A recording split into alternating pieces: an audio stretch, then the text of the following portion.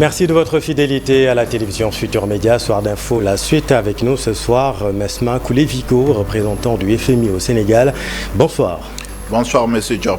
Merci d'avoir accepté notre invitation à la suite de la conclusion de la première revue des accords au titre du mécanisme élargi de crédit et de la facilité élargie de crédit, ainsi que de la facilité pour la résilience et de la durabilité. Le Fonds monétaire international a mis à la disposition du Sénégal un prêt de 166 milliards de francs CFA. Est-ce que vous pouvez nous expliquer les résultats qui ont conduit à ce décaissement? Non, effectivement, le Conseil d'administration du Fonds monétaire international a conclu le mercredi dernier, 13 décembre 2023, la première revue du programme, faut-il rappeler, approuvé en juin dernier et doté de 1,8 milliard de dollars, soit environ équivalent à 1150 milliards de francs CFA.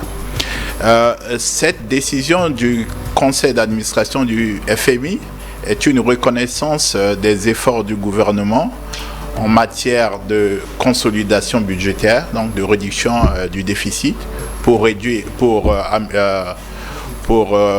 quelque part les vulnérabilités liées à la dette. C'est aussi une reconnaissance en matière des lois qui ont été passées pour améliorer la gouvernance économique ou la gouvernance de façon générale. Et enfin, c'est une reconnaissance des efforts du gouvernement pour renforcer la résilience au changement climatique. Rappelons qu'en juin, vous l'évoquiez, le Sénégal avait déjà reçu 133 milliards de francs CFA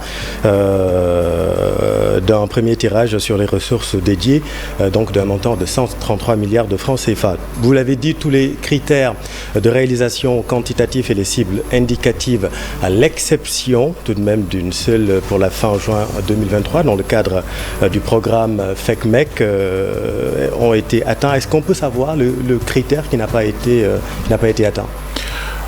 Pour cette revue, les deux critères qui n'ont pas été véritablement atteints, ça porte sur la réforme de la gestion foncière. L'idée, c'était de mettre en place un système digital de gestion centralisé et intégré des registres fonciers, et aussi une réforme sur le registre des sûretés. Oui. Ce sont ces deux repères structurels dans notre jargon qui n'ont pas été atteints, et le gouvernement s'est engagé à mettre cela en œuvre en 2024.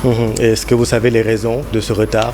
Bon, les raisons sont techniques, c'est lié à des questions de passation de marché par rapport aux contractuels qui devaient mettre en place ce système.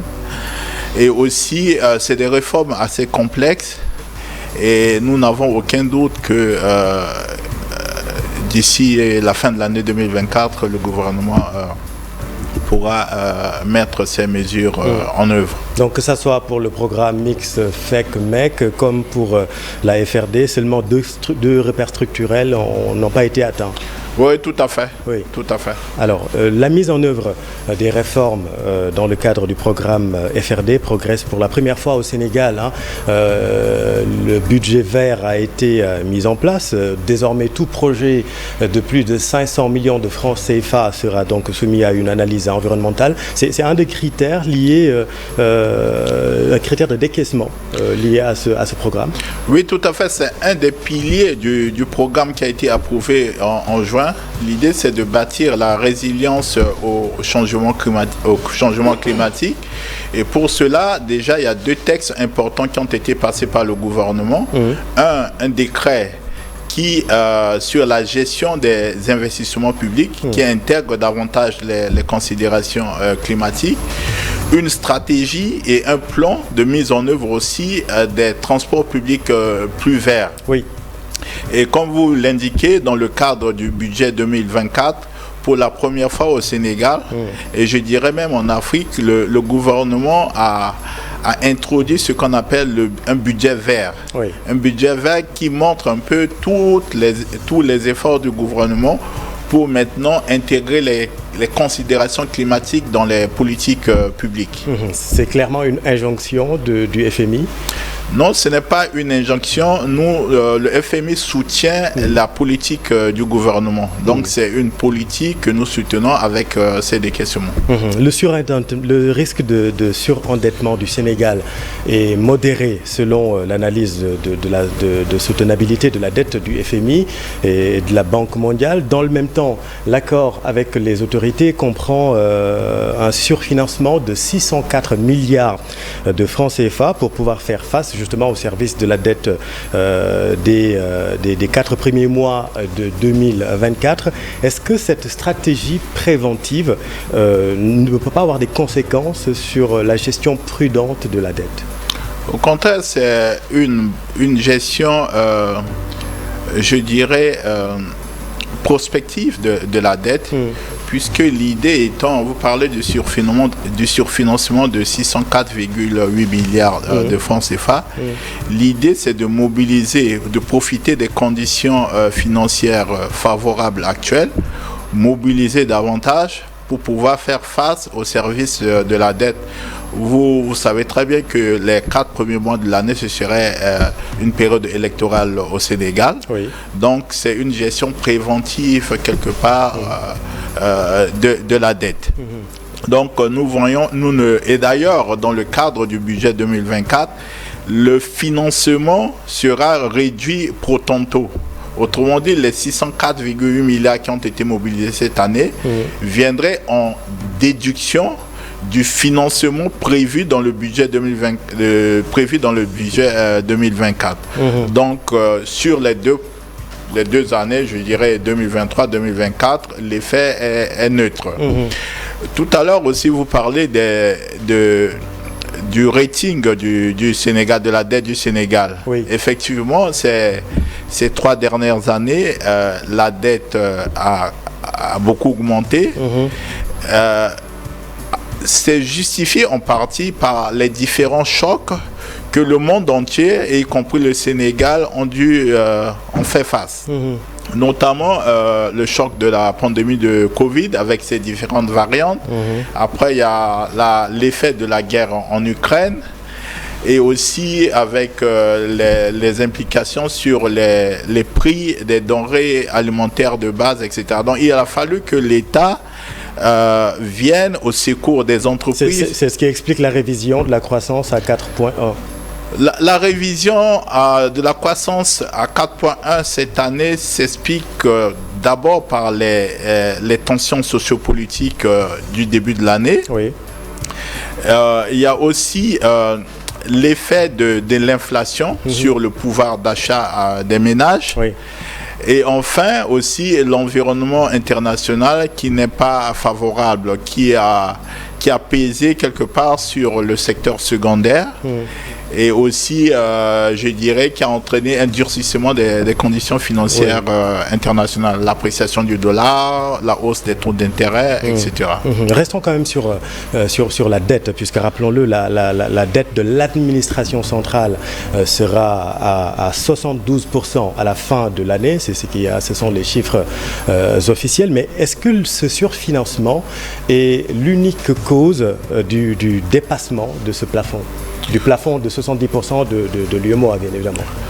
Bon, le concept de la dette, si on prend l'administration centrale, stricto sensu, c'est légèrement inférieur à 70%. Oui. Mais si on y intègre les entreprises publiques et puis plus ce surfinancement, on atteint un taux d'endettement de l'ordre de 79% du PIB. Oui. Or, ce surfinancement, on est à 76%. Évidemment, les causes sont multiples. Comme je vous l'indiquais, ces 3 dernières années, le Sénégal, comme le reste du monde, a dû faire face à de nombreux chocs. Et ce nombreux chocs, la réaction, je dirais, appropriée du gouvernement a été de venir en aide aux ménages, aux entreprises. La traduction de cette aide, c'était un alourdissement du déficit qui, ces 3 dernières années, ont été supérieurs à 6%. Et vous savez aussi que l'un des objectifs de ce programme, que je mentionnais tout à l'heure, c'est de réduire ces déficits. Cette année, on prévoit un déficit de l'ordre de 4,9% du PIB. L'année prochaine, ce déficit va être à 3,9% du PIB. Tablé dans la loi de finances, dans la loi de finances 2024. Donc, c'est cet effort de consolidation budgétaire pour justement réduire les vulnérabilités liées à la dette que le conseil d'administration du FMI a salué en permettant au Sénégal d'accéder à ces 280 millions de dollars, soit environ 166 milliards de francs CFA. C'est intéressant parce que vous avez fait tout de suite l'addition de la dette de l'administration centrale et des structures parapubliques qui va culminer donc à un peu moins de 80%. Le ministre des Finances a rappelé que c'est la dette de l'administration centrale qui est comparée au sein de l'UEMOA. Tout à fait. Mais peut-on dissocier la dette de l'administration centrale de la dette de ces structures-là, puisque ces structures aussi nationales engagent d'une certaine façon l'État du Sénégal? Il faut dire que le Sénégal, dans sa façon de comptabiliser de la dette publique, est en ligne avec les meilleures pratiques internationales. Il a l'appareil statistique nécessaire pour collecter et comptabiliser les dettes des grandes sociétés publiques, ce qui n'est pas le cas dans beaucoup de pays de la région, où justement, compte tenu des limites de l'appareil statistique, on se focalise sur la dette de l'administration centrale. C'est d'ailleurs pour cela que les critères de convergence de l'UEMOA portent sur la dette de l'administration centrale pour des raisons de comparabilité entre les pays. Mais le Sénégal va au-delà. En plus de la dette de l'administration centrale, on y intègre la dette des entreprises et entités publiques. Oui, la dette des structures parapubliques est un peu plus de 7% du PIB. On peut citer plusieurs sociétés nationales ici, mais prenons le cas de la Poste. Selon vous, la Poste pourrait sortir de ce... Comment faire pour que cette société, qui était également très prise en charge, très surveillée par le Fonds monétaire international, comment faire pour que cette société sorte de ce bourbier financier aujourd'hui? Bon, disons que la Poste en tant que telle, compte tenu de sa situation financière, ne s'endette pas. N'a pas de dette, de marché.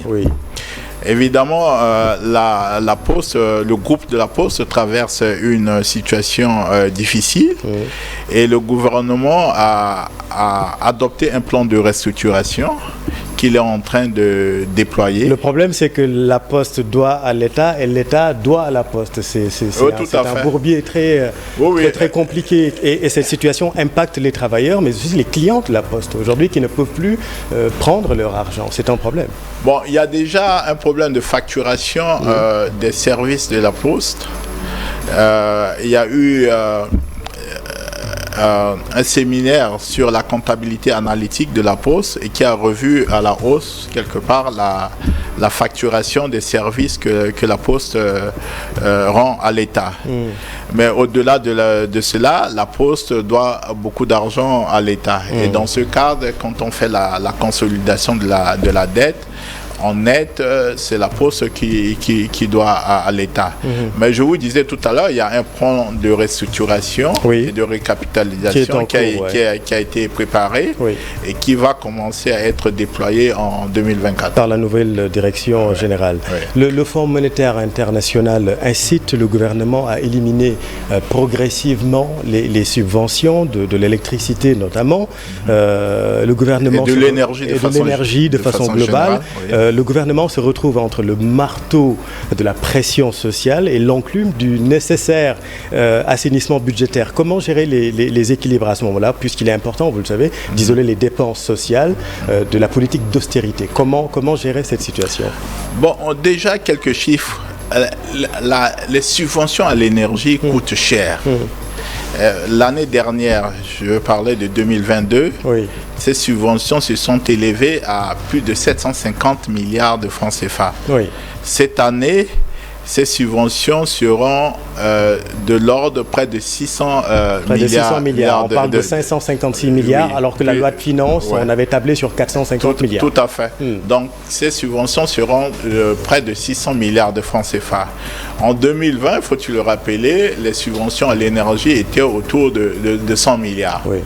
Donc, vous voyez que c'est très cher et l'État ne peut pas continuer cette politique. Continuer cette politique, cela suppose ou accepter d'accroître les vulnérabilités de la dette, parce que c'est l'un des gros facteurs du déficit, ou alors couper dans d'autres dépenses, les dépenses sociales prioritaires, les dépenses d'infrastructures, et c'est là le problème. Donc il y a un arbitrage à faire. Comment gérer cette situation? Et justement, puisque le coût social est un coût politique, donc coût financier, c'est très compliqué pour le gouvernement à ce niveau-là. Dans la mesure où l'année prochaine, on parle de l'ordre de 200 milliards de francs CFA. C'est petit, non? Bon, disons que le statu quo n'est pas tenable. Et donc, le gouvernement doit faire des arbitrages difficiles. Quelle est l'alternative? L'alternative, c'est continuer cette politique et donc augmenter la dette. Le Sénégal passerait à un niveau d'endettement insoutenable, couperait dans les dépenses d'infrastructures, etc., etc. Ou alors demander, faire une politique de subvention, mais davantage ciblée vers les couches les plus vulnérables de la population, qu'il faut protéger, et demander aux couches les plus aisées de payer le prix du marché, ou les entreprises de payer le prix du marché. Le choix que le gouvernement du Sénégal a fait, c'est justement et qui est décrit dans la feuille de route, c'est justement de protéger les plus vulnérables et de demander à ceux qui peuvent payer davantage, qui peuvent payer le prix du marché, de les payer. Voilà le choix que le gouvernement du Sénégal est en train de déployer.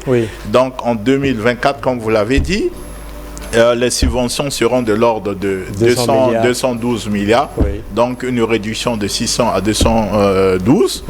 Et l'idée étant qu'en 2000... Ça, c'est si tout va bien.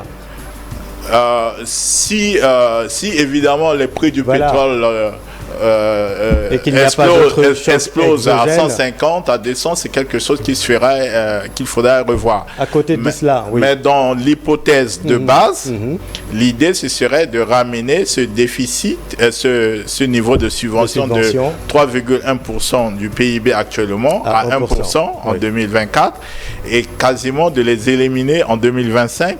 Tout en protégeant les couches les plus vulnérables de la population. Donc faire du ciblage. Voilà un peu... Les couches vulnérables, on parle beaucoup de mesures sociales comme l'augmentation des ayants droit de la bourse de sécurité familiale qui devrait passer de 35 à 50 milliards, mais aussi élargir le registre national unique à 1 million de ménages. Pour l'instant, on en est encore loin. On parle de 542 ménages en 2022. C'est ces arbitrages-là qu'il faut faire et l'alternative pour vous, c'est vraiment de couper ces subventions. Non, le choix du gouvernement, c'est de renforcer le système de protection sociale de sorte que quand on applique la vérité des prix, et on protège les ménages pauvres. Et d'ailleurs, dans la loi de finances 2024, vous l'indiquez, il y a eu une augmentation de l'enveloppe consacrée à la bourse de sécurité familiale. Tout à fait. Le projet d'extension de la liste du registre unique à 1 million de ménages, c'est en voie d'exécution. On pense que raisonnablement, d'ici 2024, on va atteindre ce chiffre. Vous croyez vraiment? Oui, tout à fait. Les travaux sont en cours et techniquement, c'est possible d'élargir ce registre à 1 million de ménages d'ici à la fin 2024. Le Sénégal se presse le pas pour sortir de la liste grise du GAFI, la surveillance renforcée du groupe d'action financière. Le 22 novembre dernier, lors du Conseil des ministres, il y a eu des lois qui ont été adoptées et examinées, notamment le projet de loi modifiant et renforçant donc l'OFNAC ainsi que le projet de loi modifiant la loi relative à la déclaration de patrimoine. L'objectif est de sortir de la liste grise dans le premier semestre 2024. Quelle autre réforme structurelle pourrait permettre d'atteindre rapidement cet objectif? Non, il faut déjà préciser que la loi portant révision de l'OFNAC, donc de l'organisme en charge de lutte contre la corruption, ce n'est pas dans le cadre de la liste grise du GAFI. Du GAFI, tout à fait. Et il y a aussi la loi sur le renforcement de la déclaration du patrimoine. Oui.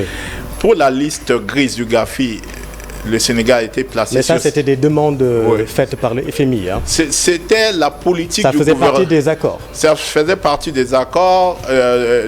10 ans après la mise en place de tout cet arsenal de gouvernance, le gouvernement du Sénégal a estimé qu'il fallait révisiter cela en renforçant les pouvoirs de l'OFNAC et en... Parce que vous jugez que ce n'était pas non plus respecté, hein, c'était un peu inefficace aussi. Hein.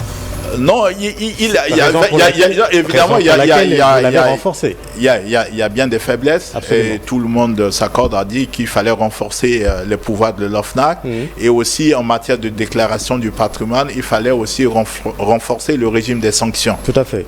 Donc, ce sont ces deux projets de loi que le Conseil des ministres a examiné et adopté. S'agissant de la liste grise, sur 49 mesures sur lesquelles l'État du Sénégal s'était engagé à mettre en œuvre, 38 à la dernière réunion de face à face ont été jugées mises en œuvre. Il reste 11 sur ces 11, 6 textes ont été pris ces dernières semaines. Il reste 5 mesures, notamment portant sur le renforcement du suivi du secteur de l'immobilier et aussi les registres, les bénéficiaires effectifs. La liste des bénéficiaires effectifs pour les entreprises, les petites et moyennes entreprises, et un meilleur suivi ou une meilleure gestion des risques liés aux organismes à but non lucratif. Voilà les quelques mesures qui restent. Le Sénégal a produit un rapport il y a 1 ou 2 semaines de cela. Ce rapport va être examiné en juin et les autorités sont confiantes que d'ici à la fin du premier semestre, le Sénégal pourrait sortir de cette liste grise. Juste en un mot, quels sont les bénéfices de la sortie de cette liste pour que nos téléspectateurs comprennent exactement? Bon, déjà, en termes de réputation pour le pays, c'est important. Et tout ce qui est banque correspondance. Parce que vous savez, dans le dispositif international, si un pays a des problèmes en termes de blanchiment de capitaux, etc., beaucoup de banques correspondantes ne veulent pas traiter avec un secteur financier où il y a entouré d'opacité ou des questions de blanchiment, etc. Donc c'est extrêmement important pour que le Sénégal sorte de cette liste. Et d'ailleurs, les autorités ont compris. Et c'est pour ça qu'on déploie tous ces efforts au cours de ces 2 dernières années pour sortir de cette liste dès le premier semestre 2024. Tout en saluant les efforts significatifs, vous demandez également aux autorités de maintenir la dynamique de ces réformes qui englobent le renforcement de la gouvernance, l'amélioration également de la transparence. Seulement, Mesma Koulé-Vico, les sociétés civiles sénégalaises veulent avoir un œil sur la zone d'influence du FMI. Qu'est-ce que vous répondez? Qu'est-ce qu'on entend par la zone d'influence? Justement, est-ce que vous en avez déjà? Bon, nous, on soutient les réformes du gouvernement. Et comme je vous l'indiquais, un des piliers de ce programme, c'est de renforcer la gouvernance du pays. Renforcer la gouvernance. Le gouvernement du Sénégal a un ensemble de réformes en cours. Je vous cite par exemple le parquet financier qui est en place, qui a été établi et chargé de juger, compétent pour juger compétent en matière de criminalité financière et économique. Il y a un code de déontologie des fonctionnaires qui est en train d'être préparé. Et la loi renforçant les pouvoirs de l'OFNAC qui a été approuvé par le gouvernement et transmis à l'Assemblée nationale. Il y a vraiment une série de réformes. Je vais vous poser la question un peu plus clairement. Le Forum civil, section Transparency International, vous a interpellé récemment, vous l'avez certainement vu, avec plusieurs questions publiques ouvertes. Le FMI est-il en train de fermer les yeux sur les engagements de l'État? Le FMI est-il complice de la propension, de la malgouvernance au Sénégal dans un contexte où la jeunesse périt en mer? Je parle de ces questions-là. Qu'est-ce que vous répondez au Forum civil? Je répondais en disant que le FMI prend très au sérieux les questions de gouvernance. C'est pour cela que dans les accords que nous avons avec le gouvernement du Sénégal, ce problème figure en très bonne place et nous avons poussé pour ces réformes.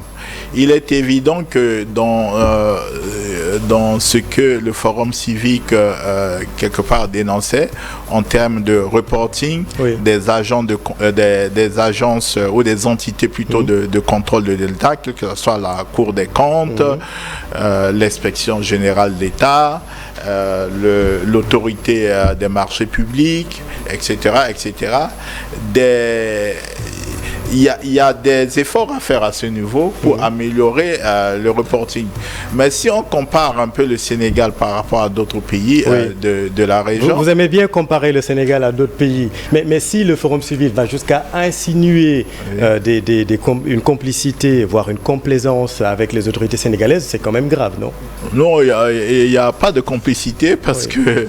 Comme je vous le disais, nous soutenons les réformes et nous poussons les autorités à améliorer la gouvernance.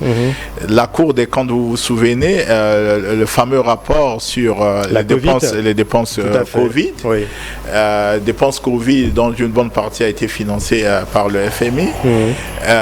C'est aussi un exercice de transparence qu'il faut saluer. Que vous avez salué, tout à fait. Que nous avons salué et que toute la société sénégalaise devrait saluer. Évidemment, ça ne s'arrête pas à un rapport, il faudrait voir la suite. La suite, vous savez aussi que la justice a été saisie, tout à fait.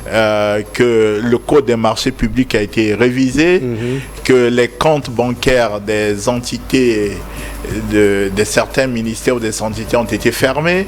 Donc c'est aussi des mesures qu'il faut reconnaître et qu'il faut saluer, tirant les leçons des recommandations.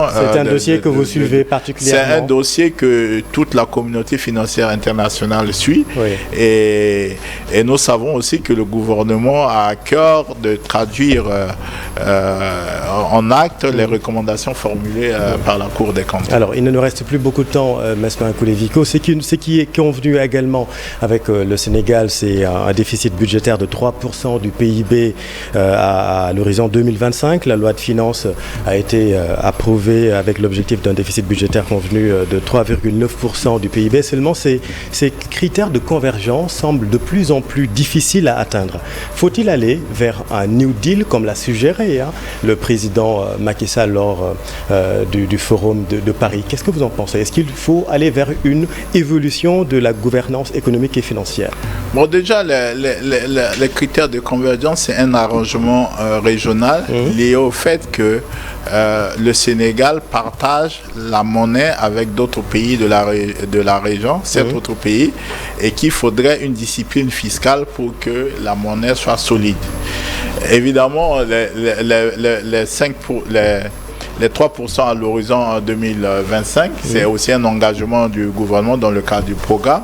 Et nous pensons que c'est réalisable parce que si le gouvernement réussit à appliquer la feuille de route sur les subventions à l'énergie et augmente les recettes budgétaires, c'est un objectif qui nous semble réalisable. Vu le besoin de financement en Afrique, il n'est pas nécessaire pour vous de réformer la gouvernance économique. Déjà, vous savez, c'est un dossier que le président Macky Sall a porté, à savoir une place pour l'Afrique à la table du G20. C'est ça. Quand il a présidé l'Union africaine, c'est abouti ce dossier. Il y a aussi une réforme en cours de la gouvernance au niveau du FMI, un siège supplémentaire pour les pays africains. Oui, le FMI qui veut aussi augmenter les quotas des pays membres. C'est des avancées, c'est des petits pas. Il faudrait aller faire plus, évidemment. Mais vous savez, les négociations internationales prennent du temps. Dernière question sur la différence entre l'instrument de soutien à la politique économique et également l'ICPE et ces nouveaux programmes. Est-ce que ces nouveaux programmes, à savoir le mécanisme élargi de crédit, la facilité de résilience et de durabilité, sont moins injonctifs? Non, c'est le même type de programme. La différence, c'est que l'un, ICPE, c'est un programme sans décaissement. Oui. Et ces nouveaux programmes, c'est avec décaissement. Et le Sénégal a muté quelque part de ces programmes sans décaissement avec programme avec décaissement, compte tenu des chocs depuis 2020 que le Sénégal, comme le reste du monde, subit. Ce n'est pas une manière pour le FMI de prendre en compte les mutations sociopolitiques dans nos pays? Non, pas du tout. Vous savez, ces programmes, c'est à la demande des États. Absolument. Voilà. C'est vrai. Mesma Kouleviko, merci beaucoup. Je vous en prie. Merci beaucoup. Merci à vous, représentants du FMI au Sénégal. Merci à vous, chers téléspectateurs. Restez avec nous. Vous êtes au bon endroit. Bonne soirée.